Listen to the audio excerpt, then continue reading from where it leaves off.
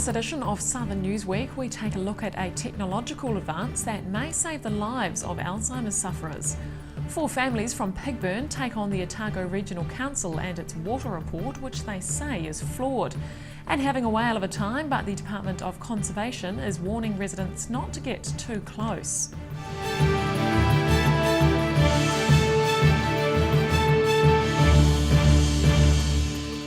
Kia ora, I'm Holly Buchanan. A new gadget provided by Alzheimer's Otago has the potential to save lives. The item will make it easier to track people who are prone to wandering. WanderTrack uses technology similar to that used to track wildlife and puts out a signal that's monitored by search and rescue. Search and rescue has come a long way since carrier pigeons were used to help find missing persons. Alzheimer's Otago has received funding to provide a number of WanderTrack pendants to their clients who are affected by memory loss. Dunedin Land Search and Rescue Team member John Gilbert says the tracking device will save lives. I think any device like this that can shorten the search time for a person is absolutely life-saving. He says the device will aid the old ways of searching for people, which are still being used. The old methods of gathering intel from the families, where are places that they've been to in the past, what are their attractants. A lot of people with Alzheimer's have attractants to things from the past, a place, a house for example. Even if haven't been there for 20 years, they'll remember it like it was yesterday. Alzheimer's Otago manager Julie Butler says the device allows people to go about their daily business and won't unnecessarily activate unless needed. If the call comes through that somebody hasn't returned and can't be located immediately by the family, then the receiver will be tuned to that particular person's frequency. And obviously Search and Rescue have that information along with a photo. She's thankful to the generous funding organisations who have helped make the pendants available at a very low cost. We had support from the Otago Community Trust, AAW Jones Charitable Trust and Dunedin East Rotary Club primarily, because each pendant costs $250 and we want to be able to offer those free of charge, which we do. At the moment all we ask families to pay for is a replacement battery every 6 months, which is about $30. Each pendant has its own frequency and is received on a mobile device and antenna. The more frequent the beeps or pips, the closer the searches are to the person. Daryl Baser, 39, Dunedin News. More than 300 people made the journey from George Street to the Octagon to break the stigma surrounding suicide. The Life Matters Suicide Prevention Trust wants to highlight the work it does to support and educate the community. And the Hope Walk is an opportunity to gather and take in the positive message. Breaking the silence. The Hope Walk is organised by the Life Matters Suicide Prevention Trust, and the yellow balloons and bright clothing help give off a cheerful vibe. The group aims to support people in crisis and let them know there's always someone there to help. Our message today is to find connection, to connect, to talk, to find someone. There's always someone out there that wants to hold your hand through a dark moment. We are all there for you. We're a community and we have hope that we can get to zero suicide. For many of those taking part in the walk, suicide has touched their lives in some way, but despite that, the feeling was one of hope.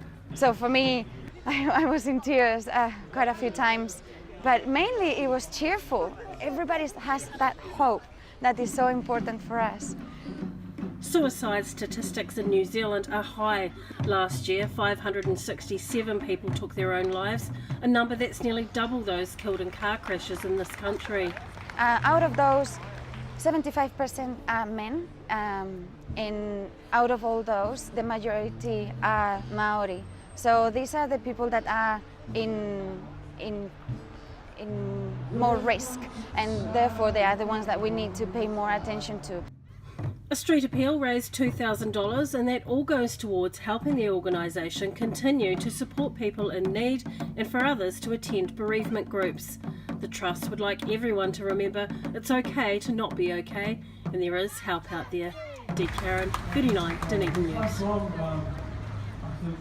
4 families from the Pigburn area are asking the Otago Regional Council to rewrite its water report, saying it follows flawed science.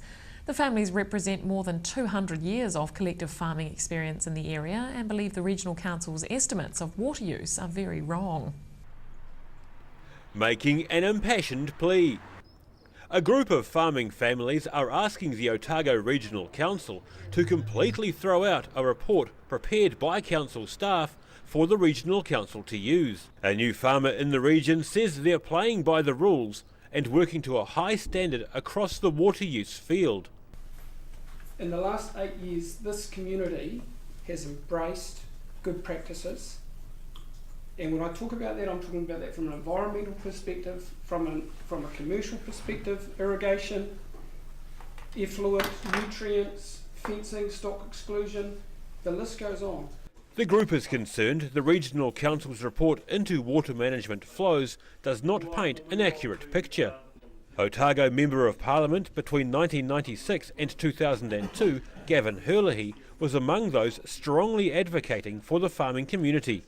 In his opening, he stated his family had farmed the area for more than 140 years. He says Regional Council staff acknowledged an error with the report. We did appreciate the very honest and frank admission from them on Monday that the report falls well short of what is accepted and acceptable as a competent science report.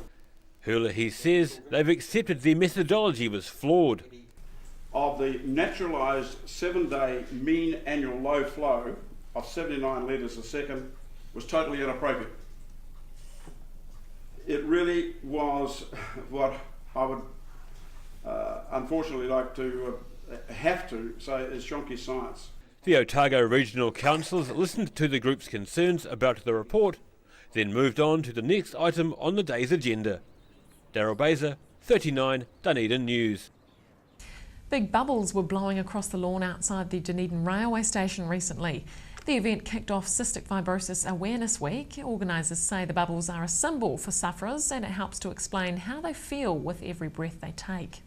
This is what 120 litres of bubble mix looks like, blowing away in the wind. Bringing awareness to the community about cystic fibrosis, bubbles are one way to help show how lungs are affected. For sufferers, it's too hard to even blow a tiny bubble because their lungs are affected with the disease. People with severe cystic fibrosis would describe it as breathing through a straw all the time, and eventually when the lung damage gets bad enough that really a transplant is the only option. The organisation helps families out with funding for firewood and electricity to make sure their homes are warm and healthy over winter, and they provide access to necessary equipment. Common things that we would provide funding for are things like nebulizers, which are used to inhale medicine for cystic fibrosis. The medicine's often provided by the government, but not the inhalers themselves. The organisation gets help from charitable trusts, but the Awareness Week is an important part of the year. Our main funding source is the collection that we'll run during the week. So we have 2 days of collection, and that will provide pretty much 80 to 90% of the funding throughout the year. The bubble mix may have run out eventually, but the aim of the day was to get together and have fun. And with the biggest crowd to date, there was plenty of that on supply. Dee Karen, 39 Dunedin News. The sight of whales off the Dunedin coast has residents and social media abuzz. But the Department of Conservation is recommending caution. DOC says it appears to be the same two whales which were frolicking last week, prompting paddleboarders to get too close. Southern right whales, right on cue. Department of Conservation Coastal Biodiversity Ranger Jim Fife is as pleased as anyone to see southern right whales returning. And he remembers why they are called the right whale. These are southern right whales, a rare whale that we have here in our southern waters, and they're called the right whales because they were the right whales to hunt for the hunters that came out chasing the whales in the early 1800s. Fife says the whales are attracted to the Otago coast at this time of the year for two main reasons. In the winter months, they come inshore to get into the relatively sheltered waters in the lee of the land for breeding and calving. So this is the time of year that we can expect to see them coming inshore. After the shenanigans last week, when a couple of paddleboarders went and touched the pair, Jim Fife is pleading with the public to look, but don't touch. Like for a lot of our wildlife, really it's about giving them space, about respecting them as a wild animal. And for the whales, at least 50 metres if you're on the water, and if they've got a calf with them, it's 200 metres. The Department of Conservation wants to hear from people when whales are spotted, so they can add the sightings to a register. Word of the whale's return quickly spread around the city, drawing many whale chasers to the spot. I think the whales are magical and we're so fortunate to have them here.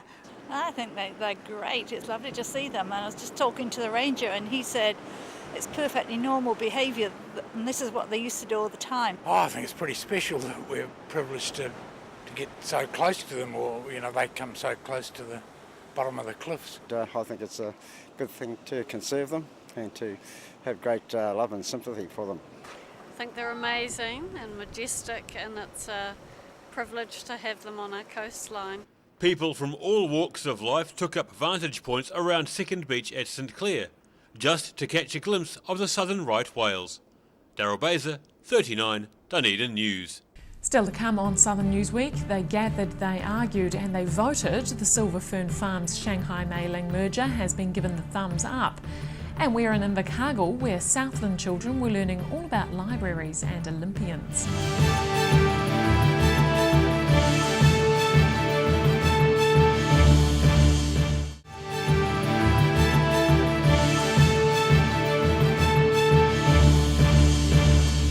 Welcome back. Silver Fern Farms shareholders have voted to merge with Chinese company Shanghai Mei-ling. The vote was held after a lengthy meeting at the company's Otago headquarters. And despite much heated debate, just over 80% of shareholders were in favour of the merger. Motion carried. More than 80% of Silver Fern Farms shareholders voted in favour of the company merging with Chinese company Shanghai Mei-ling. One of the main opponents of the merger, which he describes as a takeover, was John Shrimpton, who made an impassioned plea at the 11th hour. However, he admitted he would stop campaigning against the merger should the vote go that way. Would we accept it if the vote is against it? Yes, we would accept it. Okay. Accept it. Okay. Some shareholding members voted electronically, but there was also a ballot box sanctioned and run with Elections New Zealand. The result was made public to a deafening round of applause. Votes for, 50 million. 80.4. And speaking with media as the dust died down, SFF Chairman Dean Hamilton and Chief Executive Rob Hewitt agreed there was only one hurdle left in the merger's way.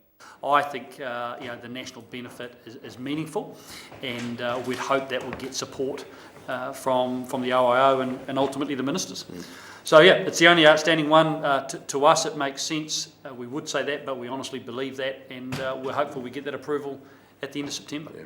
It's worth just noting those 7,000 jobs, more often than not in rural areas where there aren't that many alternatives. Those jobs are staying there.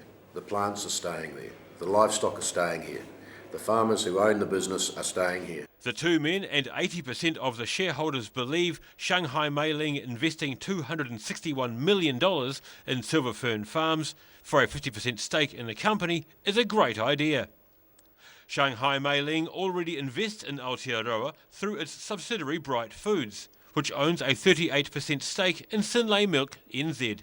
Daryl Baser, 39, Dunedin News. Invercargill school children have been learning all about the Olympics and Southland Pride. An event at the city's library is helping encourage the youngsters to discover more about Olympians from their own region. And it's also showing them that there's more to libraries than just books. Emotions were high for winning gold. School children have been learning about the Olympics at the Invercargill City Library this week with a focus on Southern Pride. The region has a strong group of competitors currently in Rio competing for gold. And we talk about how there's our local Olympians that are there, and we talk about how you may start from something that's quite you know, it doesn't seem achievable going to the Olympics, but we really want kids to understand that they can really do anything that they set their mind to. The kids set their minds to many tasks for the day, with a mix of classroom activities and hands-on crafts. They made crowns from paper plates and glue that represented the first crowns given out at the first games. They did seem really into it. I always find the crafts are really great, particularly watching kids actually get what we're doing.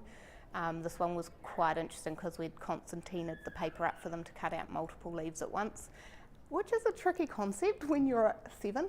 It wasn't all arts and crafts, as the kids were given a history lesson on the Olympics, from past to present. One of the lessons was on the motto of the Olympics, faster, higher, stronger. Anybody that when they learn about the history of something become more interested in knowing about what's happening currently in it, and that whether it be a topic about the Olympics or even a local topic about Southland. So I think it's really important to know why things exist and you know, how they've changed as well. The library hoped these type of events would help show the kids there's more to the library than just books. The message certainly getting out there, with the kids enjoying the library experience. Standing on the podium. Yeah, what's that? I don't know, it's just a good feeling that I think when I grow up, I want to be a gymnastic in the Olympics. I love the Olympics because there's some sports that I do in there. Maybe getting to stand on the podium. Yeah, why's that? Because it looked really cool and weird. Southern pride will continue to flourish and locals will celebrate their stars excelling in Rio, hopefully sparking a new belief for achieving gold in these young winners. Henry McMullen, 39, Dunedin News. After a year and a half of planning, a joint project between the University of Otago and Dartmouth College in New Hampshire is finally underway. The 2016 printer in residence is busy inking up typeface in the Otago press room, and the end product will culminate in a very non-traditional book of poems. Hot off the press, an accordion-style book alluding to a mountain range. Glancing over a copy of the hand-printed volume of verse and imagery, it's the collaborative effort of a printer, a poet and an artist. Rhianne Gallagher, the poet, she's created poems featuring the activities, the climbing activities of Frida de Fau, the first woman to climb Mount Cook. Sarah's printing the poems, and Lynn Taylor's doing some wonderful images that'll enhance the text. The project is strengthening ties between the Otago University and its Matariki partners, a group of 7 universities around the world. And the printer in residence is learning new techniques along the way. I'm used to using the press in a way that the machine does the inking for me, and it rolls it on, whereas this press that they have here doesn't have rollers on it, so I'm having to hand ink it, which is an older way of approaching this, and it's actually been really fun to learn how to get that right. Smith will be taking her new skills back home. She says the process of hand setting and design are all about using what's available, and the Otago press room is full of new surprises. We have a lot of type in here and a lot of equipment, but a lot of it's different than maybe what I'm used to, or maybe there's a lot of one thing but not a lot of another. Between the printer, artist and poet, they've been working together to find out how best to get Frida de Fau's story communicated in the best possible way. The university bindery will be putting the finishing touches on the book, of which 120 copies will be available by early September. D. Karen, 39 Dunedin News. And just ahead on Southern Newsweek, a new video blog is helping to put a more human face on the city's cycling population. And special rigs for special kids clocks up 25 years, and this year's truckie turnout is expected to be a bumper.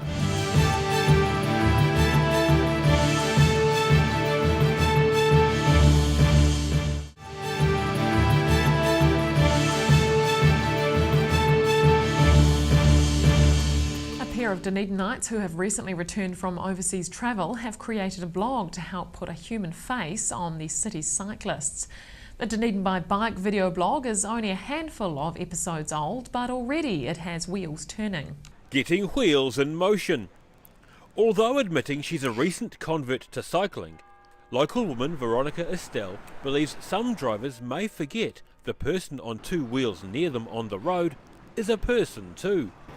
I wanted to humanise the face of people on bikes in Dunedin. I find that New Zealand bike culture in general finds it very hard to understand bikes as a way of commuting, as a mode of transport, rather than just leisure or sport.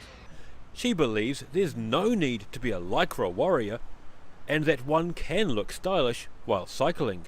Well, I spent 3 months of last year travelling around a few major cities of North America, places like Portland and San Fran and New York, and some smaller cities and Detroit, to see the sort of cities that were attracting young people and what cities were thriving and what weren't, and I found that cycling was a huge part of that equation. The blog is on the Tumblr platform and dispersed through social media channels including Pinterest. She and her counterpart wear lanyards promoting it and leave flyers on cycle handlebars. Estelle says our city is already leading the way in many non-car ways. Yeah, I think Dunedin is the perfect place for it, and we've led the way with walkability in the past, and I think we can lead the way with cyclability too. Her bike was obtained from the refuse centre, and she says she's enjoying getting to know it intimately, including fixing it up at the Crooked Spoke Cycle Workshop. Estelle believes it's something that anyone can do. Daryl Baser, 39 Dunedin News. The recent Otago Regional Aerobics Championships attracted a competitive range of contestants. A large number of athletes have now qualified for the Nationals later this year, and it's all thanks to those behind the scenes responsible for an increase in the popularity of the minority sport. There was plenty of energy and fitness on display at this weekend's regional aerobics competition. The New Zealand Federation is strong nationally, with the highest numbers are right here in Otago.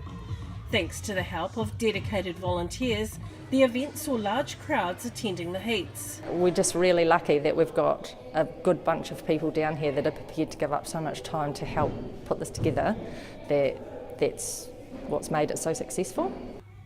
There are 1,200 competitors across the country, and that's due to a flow-on effect where the athletes are turning to coaching. For every athlete that turns into a coach, you get more athletes. So, it's growing exponentially, which is great. There are some regions which are shrinking, but Otago, Wellington are definitely on the growth.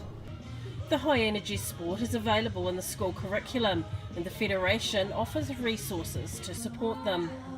It's a fun sport that encourages participation, teamwork and professional development. So we encourage young athletes to get fit and to stay fit and participate in a competition where they can represent their school. The criteria judges are looking at includes sequencing and complexity, technique and artistic interpretation. For the qualifying competitors, it's now time to get ready for the Nationals being held in Dunedin in September. D. Karen, 39 Dunedin News. And finally, the city is once again due to reverberate to the sound of trucks as Dunedin hosts the 25th annual Special Rigs for Special Kids event. Organisers are expecting a huge turnout, potentially as many as 400 truckers who are giving their time and energy to bring smiles to many. Rumble in the jungle. It's scenes like this of around 200 trucks in a massive convoy through Dunedin streets that makes Special Rigs for Special Kids a regular feel-good event. Local trucker Greg Inch has been behind the wheel of the event since a discussion with a couple of mates just over 25 years ago. I got the idea from a mate in the UK. He took some kids for a ride from an orphanage, and I sort of put the idea out there, and everyone says, oh, you get it organised and yep, we'll support it, sort of thing, you know. He says the 25th running of the trucks will be special, as he's heard many drivers are planning to return, some from far and wide. It'll be a big event for a lot of people. You know, we've got drivers from all over the country coming that were on the first or the fifth event, you know, that are coming back this year just to catch up with acquaintances and get involved, and yeah, it'll be good. Inch says the drivers are humble folk who enjoy giving their time, paying for diesel and fundraising for projects, like funding distraction bags for kids who are in the emergency department. And it's quietly done. You got to remember, a lot of these drivers are family men, and they go about their job quietly. They're professionals at their job, they're very proud of what they do, but they just go about doing these things, and it's great to see. There's a huge sense of pride with the drivers and their gear, and you'll see it on the day. Whether it be a big or small truck, there's a huge sense of pride. The 25th anniversary Special Rigs for Special Kids charity event is on August the 28th. Daryl Baser, 39 Dunedin News. And that's all for this edition of Southern Newsweek. Be sure to check us out on Facebook, YouTube and Twitter, or you can keep up with Dunedin News via our website, dunedintv.co.nz. I'm Holly Buchanan, thanks for watching.